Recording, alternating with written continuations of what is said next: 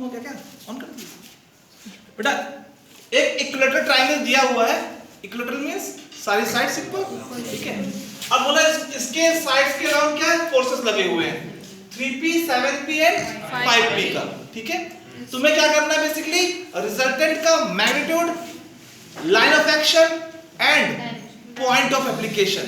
देखो क्वेश्चन लिखा होगा, ठीक है, आइडिया मिल रहा है। देखो अभी तक हम लोग रिजल्टेंट निकालते थे कहां पे, शुरुआत में पैरेललोग्राम है, ट्रायंगल लॉ है, सब सुनते थे ना, जब सॉल्व किए थे ना। बट अब देखो कुछ नया टाइप क्वेश्चन आया, फोर्स कैसा फोर्स सिस्टम है, कोप्लेनर तो है बट कॉन्करेंट नहीं है, सारे फोर्सेस एक पॉइंट से नहीं पास हो रहे। इसको कोई ट्रायंगल लॉ मत समझ लेना कि सर एक लैम्डा है, उसका साइड्स के अलोंग 3 फोर्सेस लगे हैं और इक्विलिब्रियम में होगा, कहीं भी इक्विलिब्रियम नहीं होगा। ये एक ट्रायंगल के साइड्स पे फोर्स लगे हैं, ये ट्रायंगल के साइड बेसिकली इन फोर्सेस को रिप्रेजेंट नहीं कर रहा, ये लॉ ऑफ ट्रायंगल नहीं है बच्चा, पहली बात तो ये समझो। ये फोर्सेस इक्विलिब्रियम में नहीं है, बात समझ में आ रही है? कोई इससे कंफ्यूज तो नहीं हो रहा कि सर ये ट्रायंगल लॉ लग गया, इक्विलिब्रियम क्यों निकालें, तो जीरो होगा, ठीक है, बात समझना, ठीक है। ये मतलब ना ही लॉ ऑफ पॉलीगन ना लॉ ऑफ ट्रायंगल कहीं मत लगाना, इसमें दिया हुआ है इसका जो लेंथ इसके मैग्नीट्यूड को रिप्रेजेंट नहीं कर रहा। हाँ डायरेक्शन कर सकता है क्योंकि भाई इसके अलोंग लगे हुए हैं, ये तो कहां दिया हुआ है, मगर लेंथ मैग्नीट्यूड को शो नहीं कर रहा। इतना समझ में आ रहा है? अब इन फोर्सेस को कैसे आप क्या करोगे, ये बेसिक कॉन्करेंट तो है नहीं, ठीक है, तो अब इनका रिजल्टेंट कैसे निकालोगे भाई? सिंपल सी बात, स्टेप प्रोसीजर तो वही रहेगा। तो पहला स्टेप क्या होगा, सिग्मा fx आ रहा है व्यूज में, दिख रहा है? यस। तो सिग्मा fx क्या हो जाएगा बच्चा, सारे फोर्सेस का x डायरेक्शन में कंपोनेंट कर लिया जाए, ठीक है। तो देखो आपके पास कितने फोर्स है, 7p 5p and 3p। 3p का बेटा कंपोनेंट हॉरिजॉन्टल कौन सा होगा, ये बनेगा। जब 5p का भी इधर ही बनेगा, देखो 5p का जब करोगे 5p कुछ एंगल में आएगा, 3p कुछ एंगल ऊपर जाएगा, मतलब दोनों का क्या टुवर्ड्स लेफ्ट आएगा, और 7p क्या टुवर्ड्स राइट है। थोड़ा शॉर्ट में कर रहा हूं ताकि ज्यादा लंबा भी ना हो और क्लियर भी हो जाए, ठीक है। तो 7p में देखो प्लस लिख दे रहा हूं, ये एंगल कोई बताएगा 60 डिग्री। देखो मेरी बात तो सुनना, वीडियो में क्लियर नहीं है, बात तो समझ में आती है ना। तो ये 60 डिग्री हुआ, तो 5p cos 60, 5p cos 60। अच्छा देखो ये भी 3p था, अच्छा ये एंगल 60 होगा, इक्विलेटरल ना, ये 60 होगा, तो 3p cos 60 हो जाएगा, माइनस ये भी होगा ना। बोलो अच्छा यहां तक कोई दिक्कत? cos 60 कितना होता है 1/2।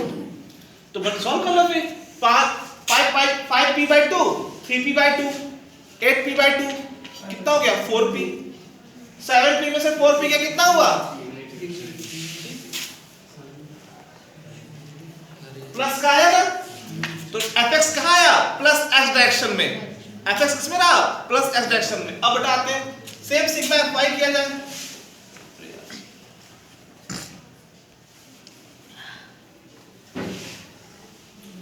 सिग्मा नहीं दिख रहा। हाँ बच्चा सिग्मा fy देखते हैं। देखो इसका कोई कंपोनेंट आएगा y में, नहीं आएगा 7p का हॉरिजॉन्टल ना बेटा, इसका आएगा, इसका आएगा, अच्छा इसका डाउनवर्ड आएगा 3p का, देखो ना ऐसे था, तो यहाँ है, अरे 7p का अपवर्ड आएगा, तो अरे सॉरी 5p का अपवर्ड आएगा, 3p का डाउनवर्ड आएगा। अच्छा 5p का क्या, 5p sin 60 और यहाँ 3p sin 60 डाउनवर्ड माइनस का, जब कर रहा हूं 5p माइनस 3p sin 60। ना कोई सॉल्व करेगा, √3/2 कॉमन ले लो तो 2p हो जाएगा, 2p into √3/2 √3/2 2p तो √3p ना, √3p तो √3/2 ये हुआ, दोनों में से सेम है, कॉमन ले लो तो ये 2p बचेगा, 2 कट जाएगा, √3p।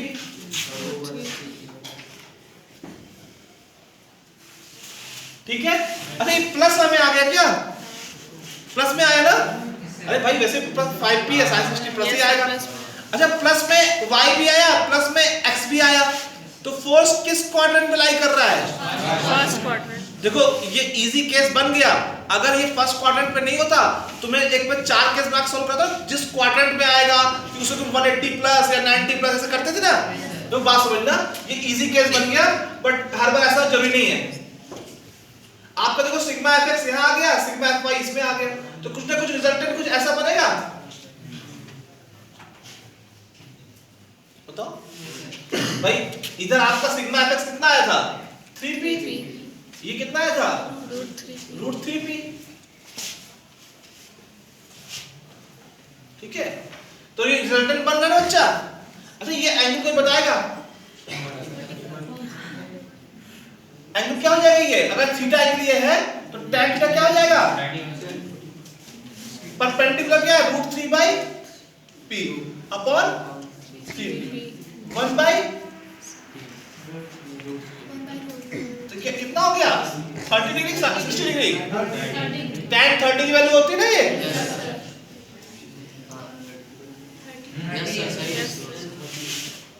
थोड़ा सा मुझे भूल रहा था, कैलकुलेट कर लिया। sin 30 अपन cos 30, cos 30 √3/2 होता है। तो लॉजिक लगाओ, ठीक है।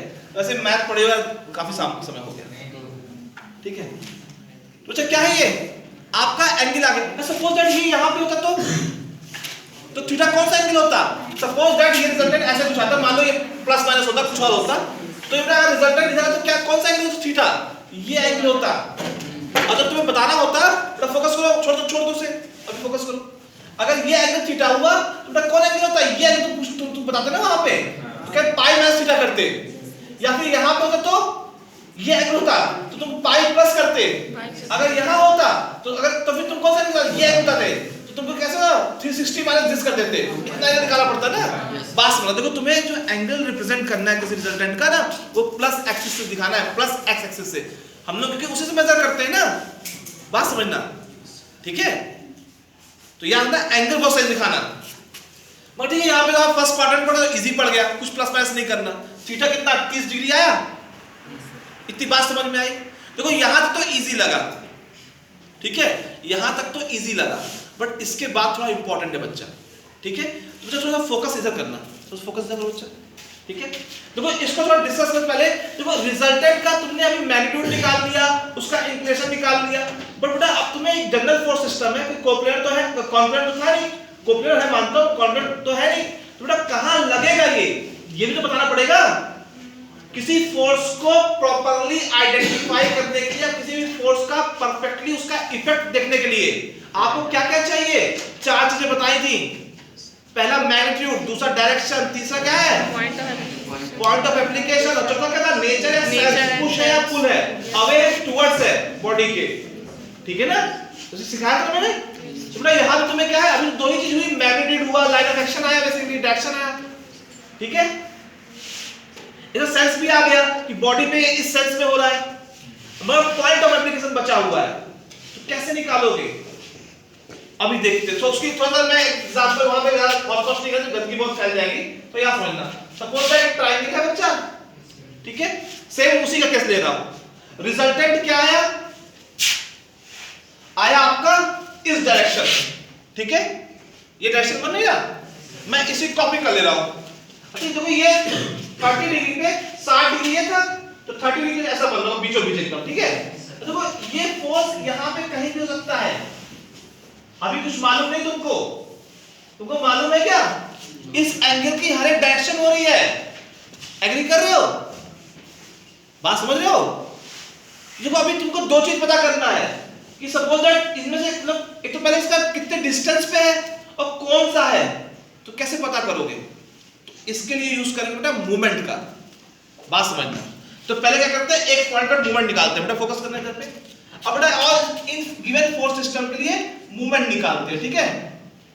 किसी एक पॉइंट में निकाल लेते हैं, किसी भी पॉइंट को ले सकते हो। तो हम कोई एक पॉइंट पकड़ लेते हैं एबीसी में से, एबीसी में से कोई एक पॉइंट पकड़ लेते हैं। अच्छा कौन सा पकड़े? बी पॉइंट कि ए पॉइंट? बी पकड़ ले, चलो। तो बेटा देखो बी पे अगर मूवमेंट देखो, इसका क्या हो जाएगा? 0। 3p का 0 कर देते हैं, और 7p का 0 कर देते हैं, ठीक है। अच्छा 5p का क्या बनेगा, एंटी क्लॉक। p पे मोमेंट क्या है, अगर परपेंडिकुलर डिस्टेंस ड्रॉ करोगे तो b का क्या हो जाएगा, परपेंडिकुलर क्या हो जाएगा, मतलब सॉरी एंटी क्लॉक बनेगा। Yes sir. तो एंटी क्लॉक मैं पॉजिटिव लेता हूं, तो यहां पे 0 से प्लस माइनस देखा नहीं, बट अब तुम प्लस देखना, क्या हो जाएगा 5p। डिस्टेंस क्या होगी, अगर इसकी साइड्स दी तो हुई नहीं है, दी है क्या, नहीं, तो a मान लेते हैं, a मान लेते हैं। तो बेटा देखो ये a हुआ, ये क्या हो जाएगा a/2। अगर ये देखो इक्विलेटरल ट्रायंगल में जो परपेंडिकुलर बाइसेक्टर होता है ना, जो परपेंडिकुलर ड्रॉ करेगा क्या होगा, बाइसेक्ट भी करेगा। तो अगर ये डिस्टेंस a हुई और ये कितना हुई a/2, तो ये निकाल लोगे ना, a² माइनस a/2 का स्क्वायर, तो कितना हो जाएगा a² माइनस a²/4, तो क्या हो जाएगा 3a²/4, अंडर रूट करोगे तो ये आएगा, तो ये डिस्टेंस सही आ रही है, देखो चेक करो, अंडर रूट 3/2a, सही है, पक्का, सब कुछ, कोई डाउट नहीं इसमें। तो जब मोमेंट क्या बन जाएगा,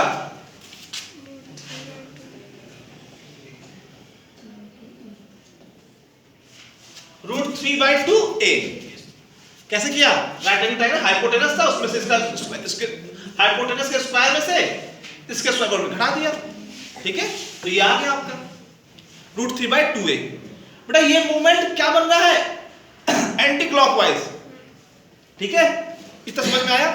ये हमने प्लस को एंटी क्लॉकवाइज लिया है, हम लिख देते हैं यहां पे एंटी क्लॉकवाइज। अब देखो ये बहुत काम करेगा, पहले तो इसके देखो एक मैग्नीट्यूड है, एक सेंस है। मैग्नीट्यूड से क्या निकालेंगे बताएंगे, सेंस से क्या निकालेंगे बताते हैं, पहले आओ पहले सेंस का यूज करते हैं, बेटा फोकस करना। अब देखो ये रिजल्टेंट फोर्स है ना, रिजल्टेंट फोर्स में निकालना है ना, तो रिजल्टेंट फोर्स का इफेक्ट कैसा होता है, गिवन फोर्स की तरह होता है, गिवन फोर्स सिस्टम के लिए तरह होता है, सॉरी, मतलब जो रिजल्टेंट फोर्स का इफेक्ट होगा वो बेटा गिवन फोर्स सिस्टम के इफेक्ट की तरह होगा। बोलो, नहीं समझे, मुझ पे देखो 4-5 फोर्स लग रहे हैं, अब बता रहा हूं यार मेरा रिजल्टेंट निकालो, तो रिजल्टेंट कैसा होगा, जो इन फोर्स सिस्टम का होगा। तो ठीक है, हमने पॉइंट, इस पॉइंट पे बी पे मोमेंट निकाला था ना, तो यहां लिख भी देता हूं बी, नहीं भूलना तुम, पॉइंट बी पे मोमेंट निकाला था, तो पॉइंट बी पे इस फोर्स सिस्टम का मोमेंट क्या आ रहा है, एंटी क्लॉकवाइज, तो रिजल्टेंट का भी क्या आना चाहिए, एंटी क्लॉकवाइज। तो देखो बी से इधर वाली लाइनें होंगी कि इधर वाली लाइनें होंगी, बता पाओगे, नीचे वाली, क्यों, क्योंकि जो ऊपर वाली लाइनें क्या कर रही होंगी, क्लॉकवाइज है, देखो ना क्लॉकवाइज, बी पे क्या क्लॉकवाइज बन रहा है पक्का, तो आप ऊपर वाली नहीं लोगे, कौन सी लोगे, नीचे वाली लोगे। अभी कोई भी हो सकती है, अभी कोई भी होगी तो एक ही, मगर मैं अभी एलिमिनेट करूं डाटा को, इन सारी में से बी के ऊपर वाली कोई नहीं होंगी, तो बी से ऊपर वाली हटा दे रहा हूं, ठीक है। अब नीचे में देखो, अब नीचे में कौन सी होगी, ये कहां से मालूम करोगे, मूवमेंट के मैग्नीट्यूड से। कैसे भाई, बी पे जो रिजल्टेंट मूवमेंट आ रहा है फोर्सेस का, वही मूवमेंट का रिजल्टेंट का बनना चाहिए, बात समझो, ठीक है। तो बी से एक परपेंडिकुलर डिस्टेंस ड्रॉ कर लो कहीं पे,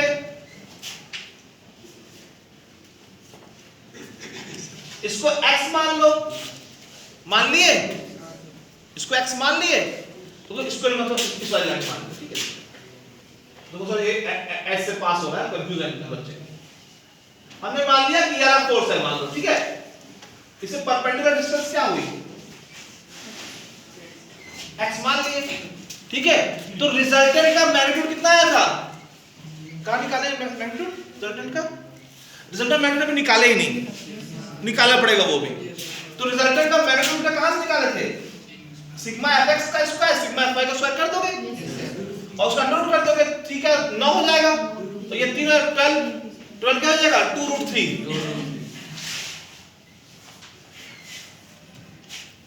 रिजल्टेंट क्या आ गया 2√3p, एग्री हो सब कोई, कैसे आया, इन दोनों के स्क्वायर को सम कर दिया और उसका फिर अंडर रूट कर दिया, तो रिजल्टेंट आ गया।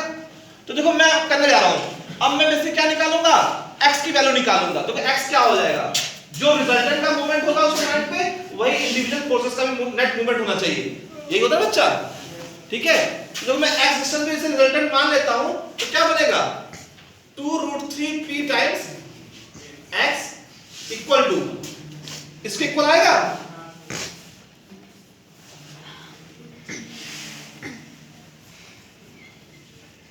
ठीक है, तो अगर इसे सॉल्व करोगे, रूट थ्री कट गया, 2 उधर गया, p भी कट जाएगा, तो 5/4 देखो,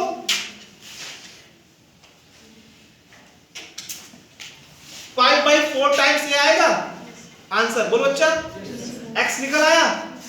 अब देखो तुम डायरेक्ट इस पर डिपेंड, अब आंसर कैसे लिखना है ये चीज इसे मैटर करता है।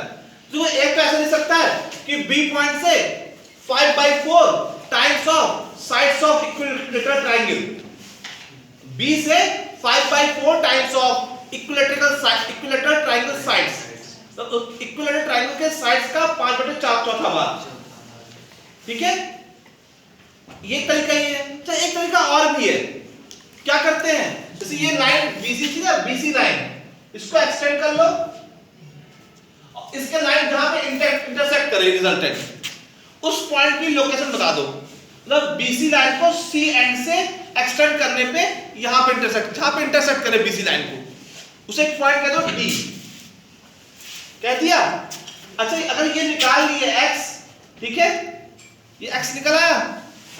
अच्छा, क्या तुम बेसिकली ये डिस्टेंस निकाल सकते हो कैलकुलेशन से? कौन सा? ये डिस्टेंस CD निकल आएगी। हाँ, थोड़ा सा एफर्ट देना पड़े बट निकल आएगी। ठीक है, तो कहने का आप उससे भी एक्सप्लेन कर सकते हो। बेस्ट वे यही है कि पॉइंट C से परपेंडिकुलर डिस्टेंस 5/4 a में, और where a is side of the equilateral triangle। Clear? कोई डाउट इस क्वेश्चन में? क्लोज करो बच्चा।